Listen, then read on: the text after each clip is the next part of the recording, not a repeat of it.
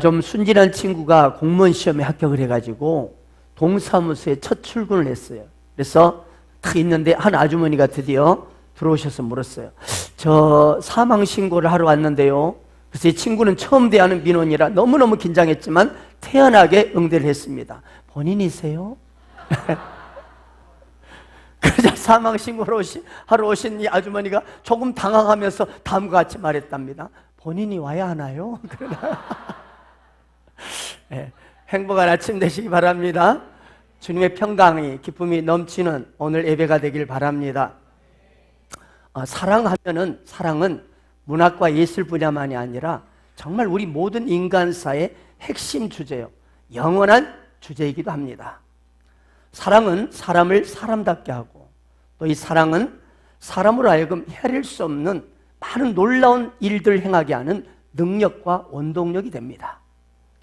그래서 사람의 이 사랑에 대한 정의를 많은 사람들이 각자 이렇게 다르게 합니다. 천차만별로 이 사랑을 이해하고 또 그렇게 말하기도 합니다.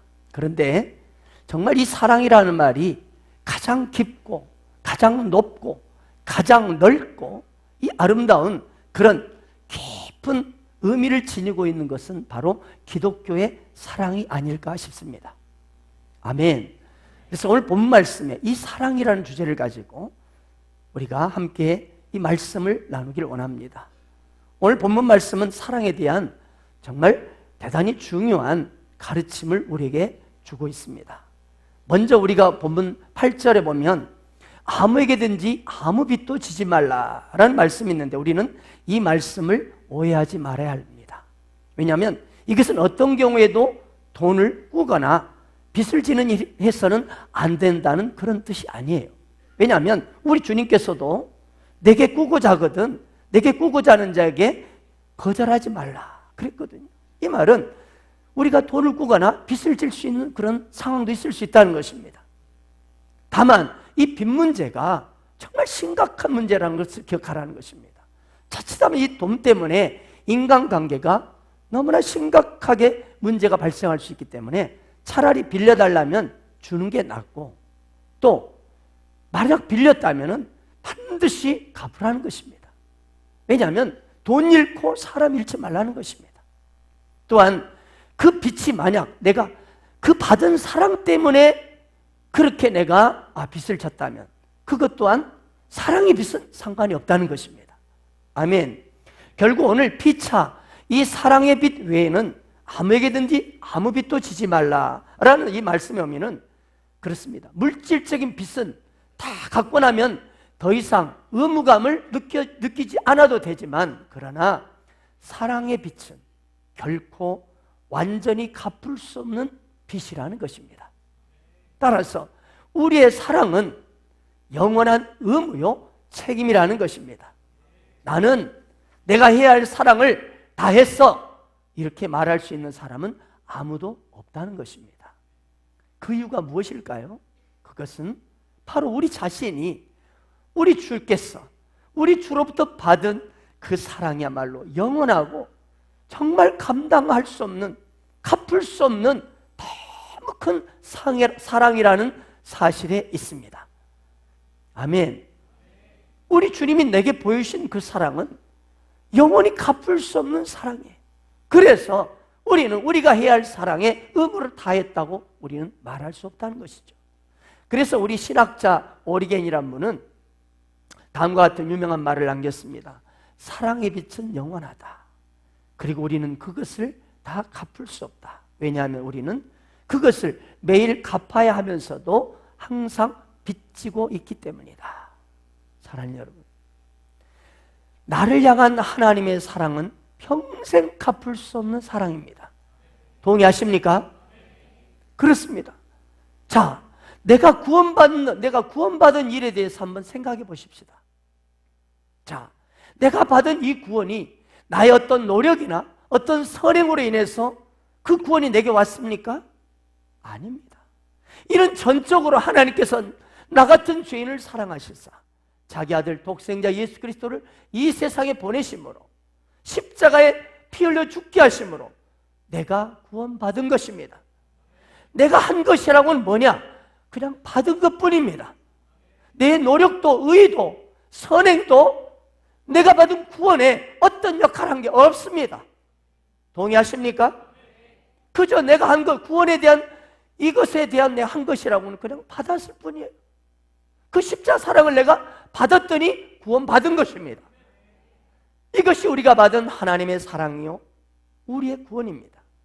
그래서 사도 바울은 우리에게 하나님의 사랑으로 구원받은 사람이라면 피차 사랑의 빛 외에는 아무 빛도 지지 말라고 말씀하는 것입니다. 사랑하는 여러분, 여러분요, 사랑받은 자가요 사랑을 잘해요. 사랑을 받아본 적이 없는 사람은요 사랑하는 것도 어색해요. 그렇습니다. 여러분이 따라서 정말 예수 그리스도로 말미암아 그 십자가 사랑, 감당할 수 없는 큰 구원의 사랑을 여러분이 받았다면, 그 십자가 사랑의 구원의 감격이 이 가슴에 남아있다면 우리는 기꺼이 다른 사람을 용서하고 사랑하고 사랑할 수밖에 없다는 것입니다. 이건 어떻게 막을 길이 없다는 것입니다. 아멘. 예수님은 마태복음 18장 23절에서 이렇게 이 1만 달란트 빚진 자의 종의 비유를 우리에게 해주셨어요. 자, 어떤 주인이 있는데 그에게 1만 달란트 빚진 종이 있었어요. 그래서 그 종을 불러서 빚을 갚으라 했더니 이 종이 사정을 하는 거예요. 주인님, 내가 꼭 갚겠습니다만 지금 도저히 어떻게 갚을 능력과 방법이 없습니다. 이렇게 말하니까 주인이, 그 종이 하도 사정을 하니까 불쌍히 여겨가지고 그 1만 달란트나 되는 이 종의 빚을 탕감해 준 거예요. 이 빚을 그래서 탕감받으니까 이 종이 너무나 기쁘고 즐거워서 그 즐거움으로 이제 그 주인집 밖을 나오는데, 보니까 나오다가 동간 하나를 만났는데 그 동간이 뭐냐? 자기가 100데나리온을 돈을 빌려준 사람이에요. 100데나리온의 빚진 동간을 만난 거예요. 그러면서 그 종이 1만 달란트 빚을 탕감받은 종이 그 100데나리온 이 빚을 준 이 동간 하나를 붙들고 당장 빚을 갚아라고 난리치는 겁니다. 큰 소리를 치는 겁니다. 그러자 이 동간이 엎드리면서 빕니다. 사정을 하는 거예요. 그러지만 사정했지만 소용없이 멱살을 잡고 감옥에 쳐넣어버렸다는 비유예요. 자, 이것을 옆에서 본 이 동간이 그 주인을 찾아가, 1만 달란트를 탕감해주고 주인을 찾아가 세상 이럴 수 있습니까? 라고 말을 했어요. 그러자 그 주인이 그 사실을 듣고는 화가 났어. 당장 그 종을 불러라. 불러서 다시 말합니다. 악한 종아, 나는 너를 불쌍히 여겨서 평생 갚아도 갚을 수 없는 1만 달란트라는 빚을 탕감해 줬거늘 너는 한낱 100데나리온밖에 안 되는 그 동간의 빚을 탕감해 주지 않고 오히려 빚을 안 갚은다고 감옥에 넣었단 말이냐. 너도 다시 갚아 하고 갚지 않는 이상 너는 감옥에 있어. 감옥에 넣어버렸다는 거예요. 자, 사랑하는 여러분, 왜 하나님은 이 비유를 우리에게 주셨을까요? 우리 중에 그런 사람이 너무 많기 때문입니다. 우리 중에, 뜻밖에도 예수를 믿는다는 우리 중에 이런 사람이 너무나 많기 때문입니다. 1만 달란트를 오늘날 돈으로 환산하면 약 30억 달러, 즉 3조 원입니다. 3조 원. 평생 갚아도 갚을 수 없는 돈입니다. 그리고 100데나리온은 약 700만 원 정도의 돈이에요. 그러니까 그 1만 달러 탕감받은 종이란 평생 갚아도 갚을 수 없는 그 빚을 3조 원이라는 데는 빚을 탕감받고도 겨우 700만 원 빚진 사람을 붙들고 너 돈 안 갚으면 감옥에 쳐넣어버린 거예요. 한마디로 무슨 말입니까? 엄청난 평생 갚을 수 없는 그 사랑을 받고서도 그 사랑을 이웃들에게 주지 않는다는 거예요. 그 조그마한 것도 용서하지 못한다는 거예요. 한마디로 말해서 어마어마한 그 하나님의 이 사랑 앞에 감사가 없다는 거예요. 감사가 없다는 거예요. 내가 평생에 이 사랑에 비친 자로구나 라는 이 마음이 없다는 거예요. 한마디로 극단적 이기주의자라고. 저는 탕감받고 어마어마한 탕감 받았으면 조그만 것도 용서하지 못하는 거예요. 내놔 하는 거예요. 성경은 바로 우리 크리스천들이 바로 이런 모습으로 살아가고 있다는 거예요. 사랑하는 여러분, 저와 여러분은 평생 갚아도 갚을 수 없는 그 십자가 사랑의 빛을 진 자들입니다. 예수님의 그 십자가 처절한 눈물과 고통, 못박힘, 채찍, 뺨맞음, 피 흘리심은 바로 누구 때문입니까? 바로 저와 여러분, 내가 받아야 할 죄의 형벌이었습니다. 추악한 나의 죄로 말미암아 내가 영원히 그 죄로 말미암아 심판받고 영원한 불못에 떨어져야 할 본인이 누구냐? 난데 이 고통받아야 할 존재가 영원히 불꽃 가운데서 고통의 연기가 세세토록 올라가는 그 현장에 던져질 존재가 바로 저와 여러분이어야 되는데, 하지만 주 예수께서 대신 저와 여러분의 모든 형벌의 짐을 담당하시고 십자가에서 피 흘려 죽으심으로 저와 여러분이 죄 용서함을 탕감받았습니다. 그뿐만 아니라 탕감받았을 뿐만 아니라 영생을 얻었고, 아니 뭡니까? 어떻게 하나님의 나라, 그 영원한 기쁨의 나라, 더 이상 눈물이나 애통하는 것이 없고 곡하는 것이 없는 그 영원한 기쁨의 축복의 나라에 천국이 내 것이 되었다는 것입니다. 하나님 나라가 우리 소유가 되었다는 거예요. 이런 어마어마한 감당할 수 없는 사랑을 받은 우리인데, 그러면 여러분, 이런 평생 갚을 수 없는 그 십자가의 사랑을 내가 받았다면 우리는 당연히 그 사랑 앞에 평생 갚아도 갚을 수 없는 사랑 가운데 살고 있는 이 깊은 마음의 부담, 이 마음의 부담 있는 자가 어찌 내 이웃에게 사랑을 주지 않을 수 있겠습니까? 평생 갚아도 빚진 자 되어 주님의 빚진 자 되어 주님 가신 길 택하였건만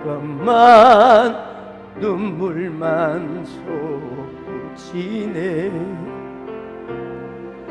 생명 주시니 주님이시라, 능력 주시니 주님이시라, 말씀 전하여 복음 전하여 주님의 빛을 갚으리.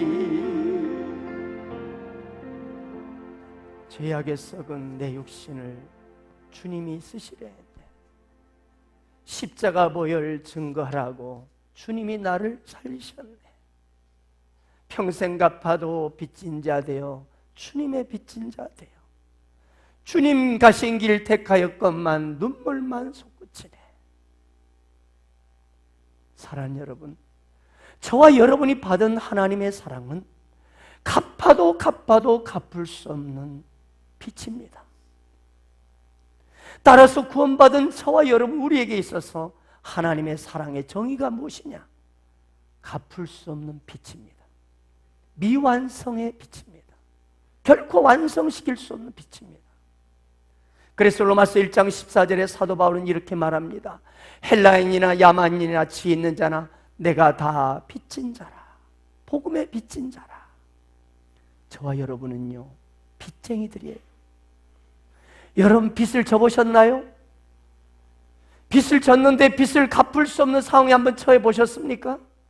전화가 오면 가슴이 선뜩합니다. 혹시 그 빚쟁이 전화 아닌가? 사무실 노크라면 그 사람이 온 것은 아닌가? 집문을 대문을 두드리면 혹시 그 사람이 온 것 아닌가? 여러분, 그런 심정을 당해본 적이 있으십니까? 그래서 어떤 사람은 세상에서 제일 비참한 것이 빚쟁이에게 시달림을 받는 거라고 그랬습니다. 그렇게 부담이 되고 어려운 것입니다. 사랑하는 여러분, 여러분의 가슴 속에 이런 마음, 예수 믿는 사람으로서 이런 그 십자가 사랑에 깊은 부담이 있냐 이 말입니다. 이 사랑을 내가 갚아야 되는데, 이 사랑을 내가 갚아야 되는데 라는 이 깊은 부담이 있느냐는 것입니다. 자다가도 깜짝 놀라는 주님 사랑을 내가 갚아야 되는데, 운전하가도 주님 사랑 내가 갚아야 되는데,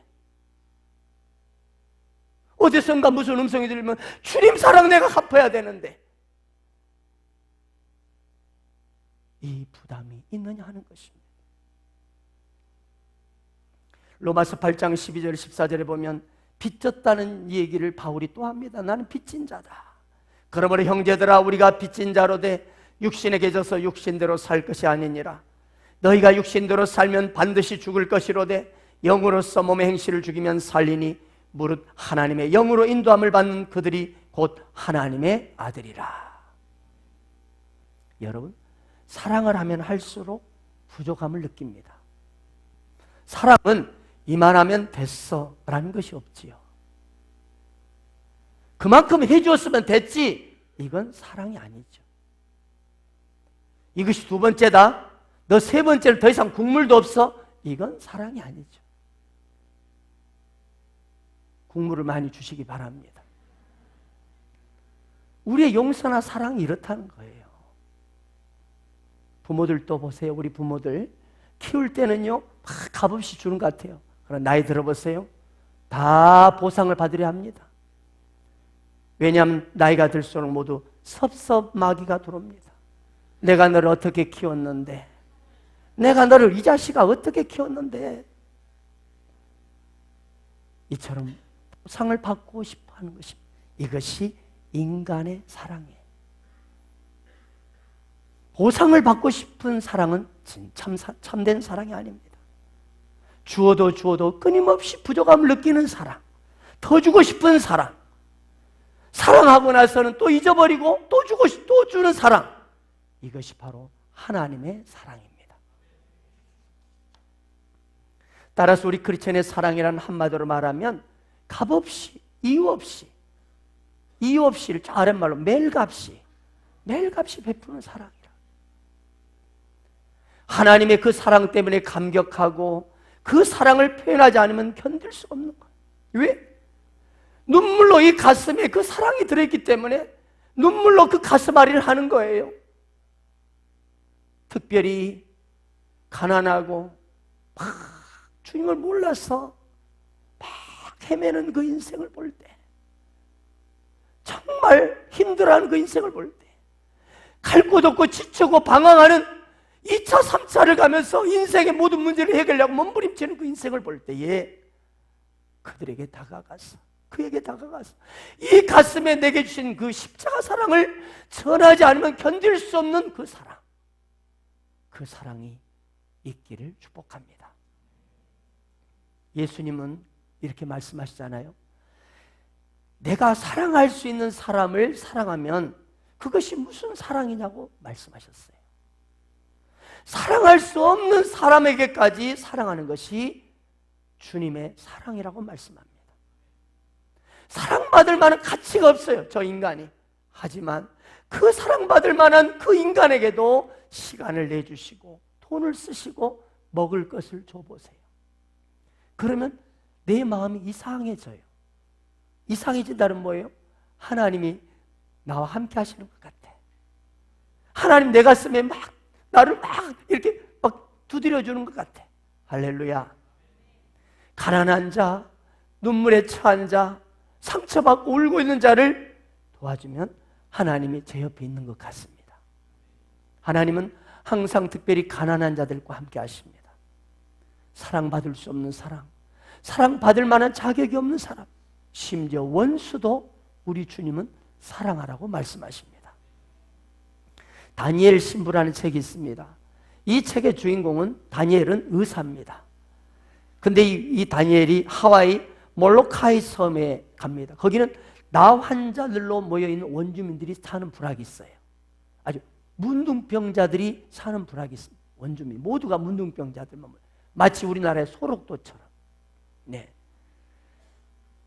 그래서 이제 그들을 위해서, 원주민들을 전도하기 위해서 이 몰라카이로 갔습니다. 그런데 그 원주민들이 다 다니엘을 거부해요. 당신은 건강한 사람이요. 응? 건강한 사람이, 우리는 문둥병이야. 어찌 당신이 건강한 사람이, 우리가 사람 이해할 수 있어? 가시오. 거부하는 겁니다. 그때 다니엘이 결심하고 기도를 합니다. 그리고 이 나환자 문둥병의 균을 자기 몸에 집어넣습니다. 그리고 문둥병이 발생하기를 기다립니다. 그런데 어느 날 자기 몸에 문둥병 증상이 나타나는 겁니다. 너무 그리 기뻐서 이 나환자촌에 모여있는 원주민 그 동네로 뛰어들어갑니다. 찾아갑니다. 나도 당신들과 같은 나환자요. 그때 그들이 마음의 문을 열고 그 진실을, 그 사랑을 받기 시작하면서 그 섬 전체가 예수 복음으로 복음화가 됐다는 이야기입니다. 다니엘은 그 문둥병자 환자를 사랑했기 때문에 스스로 문둥병자가 되었어요. 바로 그런 사랑을 전했습니다. 우리 예수님께서 우리에게 말하는 사랑이 이것입니다. 저와 여러분, 여기까지 사랑이 있기를 축복합니다. 이제 본 말씀 10절을 보시겠습니다. 10절, 사랑은 이웃에게 악을 행하지 아니하나니 그러므로 사랑은 율법의 완성이니라. 여러분, 사랑은, 저를 보십시오. 사랑은 율법을 완성시킵니다.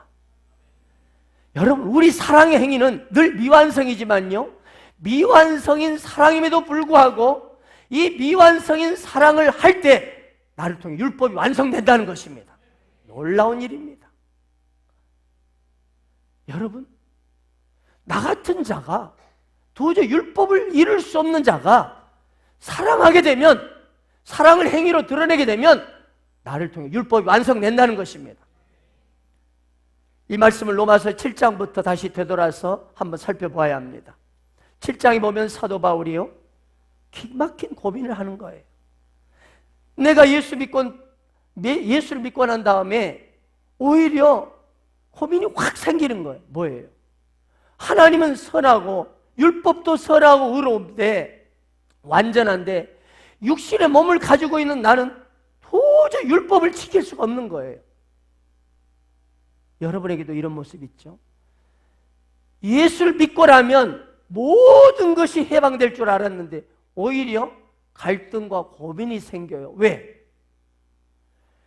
이 마음은 하나님 뜻대로 살기를 원하지만 또 이렇게 주일날 주님 앞에 나와보면 주님 뜻대로 살지 못하는 내 자신을 보며 한심한 거예요. 갈등하는 거예요. 내가 왜 이러나? 나라는 놈이 왜 그러나? 이 갈등과 고민이 있는 것이죠. 죄를 짓지 말아야 되는데 또 습관적인 죄를 짓습니다. 질투하지 말아야 하는데 질투합니다. 분노하지 말아야 하는데 나도 모르게 분노를 일으킵니다. 사랑하라 하는데 미워합니다. 이 깊은 고민을 여러분 사도 바울이 했다는 거예요.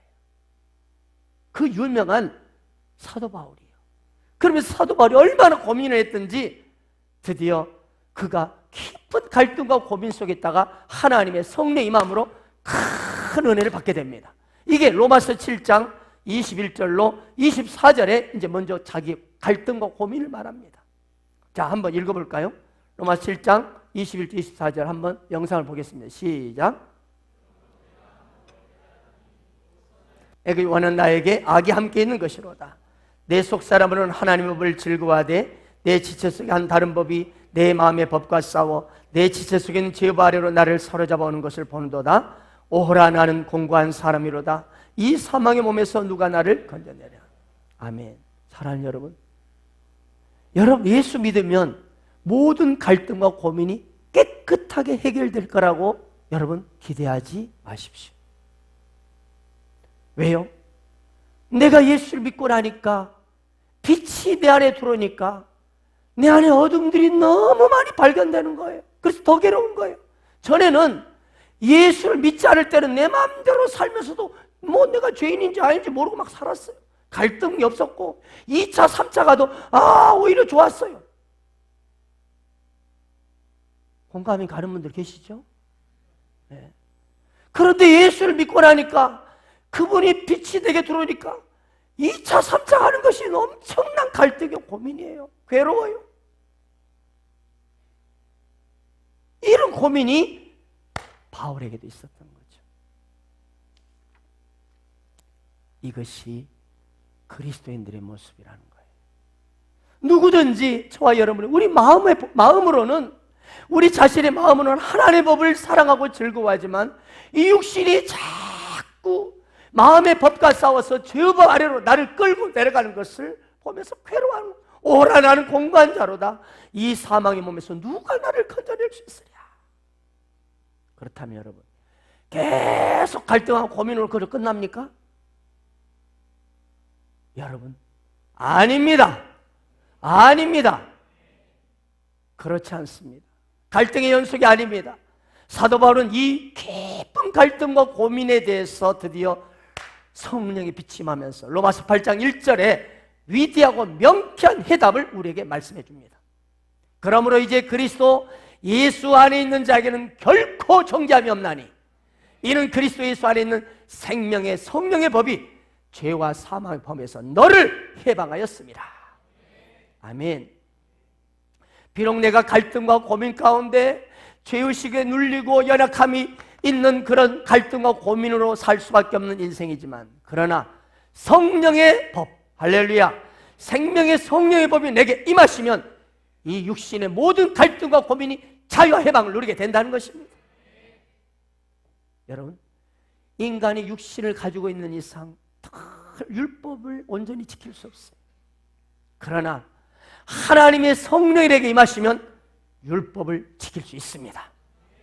따라서 여러분이 갈등과 고민 가운데 심지어 나 같은 놈은 죽어야 돼, 이게 뭐냐, 이런 갈등을 느낄 때마다 여러분 혼자 이겨보려고 애쓰지 마세요.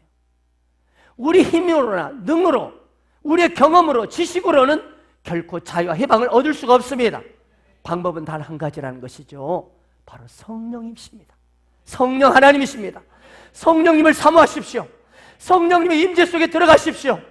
주의 성소에 들어가서 주의 얼굴을 바라보십시오.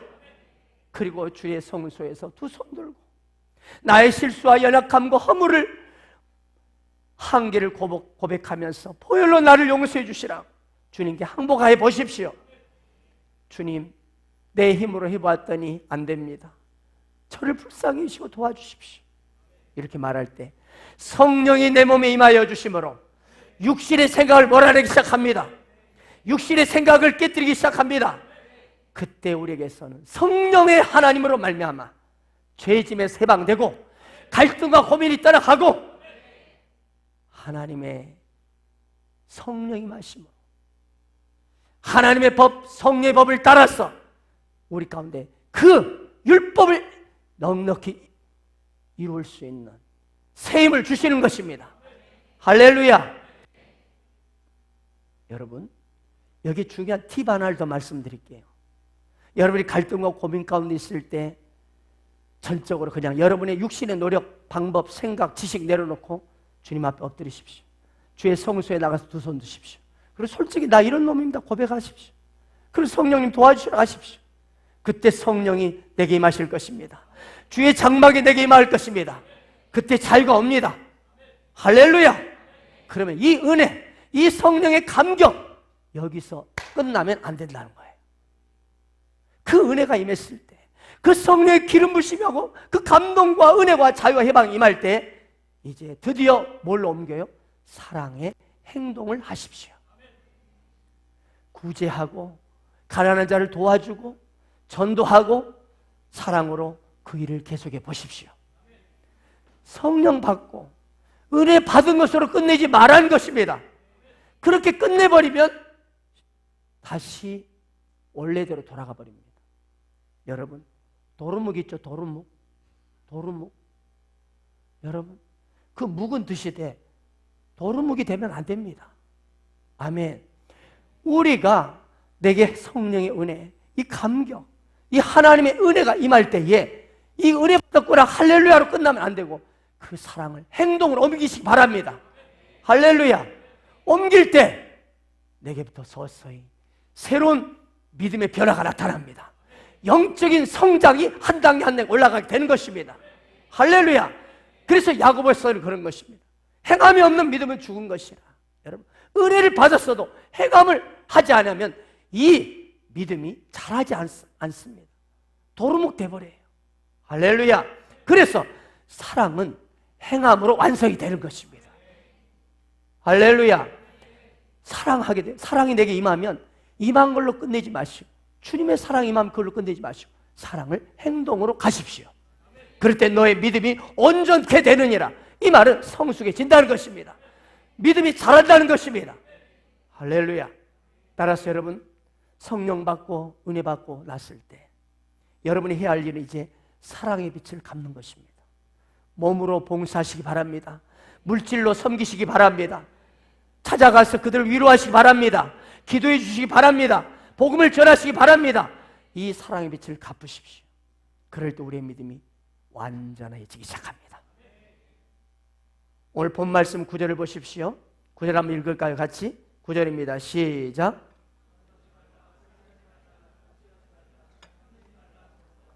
그 외에 다른 계명이 있을지라도 내 이웃을 내 자신과 같이 사랑하라 하신 그 말씀 가운데 다 들었느니라. 아멘. 저를 보십시오. 인간은요, 여기 여러분 저를 포함해 모두가 있지만 단 한 번도 간음하지 않았다고 말할 수 없습니다. 왜냐하면 성경은 마음으로 음욕을 품어도 간음했다고 말씀하기 때문입니다. 그것을 막을 길이 없습니다. 육신을 가지고 있는 이상 막을 길이 없어요. 도적질을 안 해도 네가 탐심만 가졌어도 이미 너는 도적질했다. 너는 미움만 가졌어도 이미 너는 살인했다고 말합니다. 율법을 결코 우리는 이룰 수 없는 존재들입니다. 그러나 율법을 완성할 수 있는 길이 있습니다. 사랑하면 되는 것입니다. 이웃을 내 자신과 같이 사랑하십시오. 사랑은요, 허다한 죄를 덮습니다. 여러분이 죄가 많이 발견되들랑 여러분, 나는 이 죄도 생각나고 저 죄도 너무 죄악이 많은 것 같습니까? 정수리부터 발끝까지 죄악으로 가득 찬 것 같습니까? 그러면 사랑하십시오. 사랑은 허다한 죄를 덮는다고 말씀하십니다. 그래서 율법을 완성하십시오. TVSA의 좋은 생각이라는 이런 그 글모음이 있었습니다. 그 이야기를 들려드리겠습니다. 실제 실화입니다. 암과 투병하시며 병석에 누워 계시던 아버지가 어느 날 갑자기 식구들이 없을 때 틈을 타서 외출을 한 거예요. 식구들이 한바탕 아버지 어디 가셨냐고 소동을 이루고 난리가 났어. 나중에 보니까 막 찾고 난리치는데 서너 시간 지났는데 조용히 아버지가 걸어 들어오시더니 다시 병석에 눕는 거예요. 어디 갔다 오셨어요? 아버지. 자식들이 막 다그쳐 물은데 워낙 말수가 없으신 분이라 그냥 대답이 없이 그냥 잠잠히 눕더라는 거죠. 그 후에 갑자기 아버지가 병세가 악화되면서 막 자식들이 아버지가 그 몸으로 외출하셔가지고 그렇게 됐잖아요. 막 아버지를 원망하고 그랬답니다. 그런데 그로부터 몇 주가 지나지 않아서 아버지가 세상을 떠나셨다고 합니다. 그런데 아버지가 돌아가신 후에 아버지 병상 머리맡에 흰 큰 봉투가 하나 있었대요. 그걸 열어보니까 아버지의 사진이 들어있는 거예요. 병색이 완연한데 억지로 웃는 모습의 사진이었어요. 그때 식구들은 비로소 그 사진이 아버지가 바로 마지막 외출을 하여 찍으신 사진인 것을 알아차리게 되었습니다. 그런데 그 사진 뒤에 아버지가 힘없이 써내려간 글씨가 눈에 들어왔습니다. 나 죽은 후에 내 변변한 장례식 사진 하나 없어 당황할까 봐서 한 장 찍어둔 것이니 장례식을 조촐하게 치른 후 화장할 때 함께 태워 없애거라. 이런 것도 사랑이라고 할 수 있을지 모르겠으나 내 마지막 사랑이라고 받거라. 부디 우리 자식들아, 형제들끼리 그리고 이웃들을 사랑하며 살거라. 이 글은 자녀의 이런 고백으로 마무리되고 있었습니다. 그럼요, 아버지 알겠어요. 그것도 아버지의 사랑인 것을 알겠어요. 그런데 좀 더 일찍 깨달았더라면 불효가 적었을 것을 후회할 따름입니다. 하지만 아버지의 당부처럼 이제 사랑하며 살겠습니다. 가족을 사랑하고 우리 형제들이 더 사랑하고 이웃을 사랑하며 살겠습니다. 사랑하는 여러분, 예수 그리스도께서는 십자가의 희생으로 하나님의 사랑과 이웃사랑을 몸으로 행하셨고 율법의 모든 요구를 만족시키셨습니다. 우리는 그런 주님의 놀랍고 위대한 사랑을, 그 십자가 사랑을 받았기에, 그 십자가의 그 은혜를 경험했기에 우리는 내 이웃을 넉넉하게 내 몸과 같이 사랑할 수 있습니다. 왜? 십자가 사랑이 내게 있으니까. 여러분의 가슴 속에 예수 그리스도의 그 십자가 사랑을 가슴에 없는 사람은요, 아무리 사랑하려 해도 안 될 것입니다. 그러나 예수 그리스도 정말 그 십자가의 은혜, 그 감격의 사랑을 받은 자는 그 사랑의 능력이 이미 내 안에 있기 때문에 넉넉히 사랑할 수 있습니다. 동의하십니까? 아멘. 우리에게는 원수까지도 사랑할 수 있는 능력이 이미 들어 있습니다. 왜냐하면 그분의 십자가 사랑이 이미 내 안에 있기 때문입니다. 따라서 여러분, 나 같은 죄인을 살려주신 이 주님의 사랑, 이 사랑이 내 가슴에 일렁거리고 있다면 어찌 우리가 이웃들을 사랑하지 않을 수 있겠습니까? 저는 여러분의 가슴 속에 이 십자가의 은혜, 십자가의 사랑이 일렁거리기를 축원합니다. 그 가슴에 약동하고 있다면 진짜 여러분은 그 십자가 사랑을 진짜 경험한 자요, 받은 자입니다. 그 사람에게 능력이 있습니다. 이웃을 사랑할 수 있는 힘이 있습니다. 그리고 넉넉히 원수까지도 용서하고 사랑할 수 있습니다. 할렐루야. 옛날에는 정말 누구에게나 말하기 힘들었던 것이 뭐예요? 사랑합니다 라는 말이었어요. 그러나 요즘은 너무 쉽게 사랑한다는 말을 잘하죠. 막 문자로, 카톡으로 뿅뿅뿅 막 하트 막 다다다다다 올려버려요. 너무 쉽게 하는 것이 아닌가라는 생각이 듭니다. 물론 말로라도 이렇게 사랑을 표현하는 것은 아름다운 것입니다. 그러나 우리의 사랑이 너무나 가볍고 왜곡된 사랑을 우리가 노래하거나 전하고 있다면 우리는 돌아봐야 할 것입니다.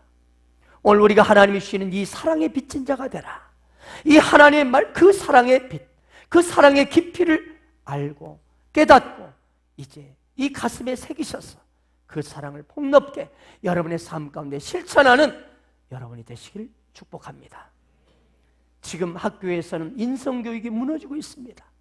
또 사회에서는 공중도덕이 완전히 사라져버렸다는 개탄의 소리가 여기저기서 들려오고 있습니다. 이런 시대 가운데 우리, 저와 여러분, 하나님의 그 십자가 사랑, 평생 갚아도 갚을 수 없는 그 사랑을 받은 우리라면 넉넉히 이 사랑으로 세상을, 가정을 변화시킬 수 있음을 믿습니다. 사랑하는 여러분, 이제 이런 사랑을 가진 우리가, 이 십자가 사랑을 받은 우리가 사랑의 빚진 자가 되어서 여러분이 가는 곳마다 여러분의 가정, 여러분의 사업장, 그리고 여러분의 셀 가운데 이런 천국이 임하길 바랍니다. 오늘 예배드리는 사랑하는 예수말 가족 여러분, 그리고 새 가족 여러분, 여러분이 가는 곳마다 정말 십자가 사랑이 여러분 가슴에 일렁거려서 수많은 상처와 눈물과 그리고 고통, 갈등 속에서 헤매는, 가난 속에서 외로워하는 그들에게 정말 다가가셔서 그 사랑을 전할 때 그들이 치유가 일어나고 미소가 다시 되찾아지고 웃음꽃이 피어나고 다시 행복의 역사가 나타나는 축복의 주인공이 되시기를 바랍니다. 여러분 모두가 다시 한번 이 하나님의 십자가 사랑 유통자가 되셔서 여러분이 발길을 닿는 곳마다 여러분의 가정 속에, 여러분의 직장 속에, 여러분의 사업장 속에, 그리고 여러분의 삶 가운데 만나는 모든 인생들마다 놀라운 십자가 사랑의 전달자가 되어 있어서 거기마다 발길이 닿는 곳마다 치유와 감격과 회복, 할렐루야. 그리고 이 멋진 하나님의 사랑이 다시 한번 이 땅 가운데 천국이 이루어지는 그런 축복의 유통자가 되시기를 축원합니다. 아멘.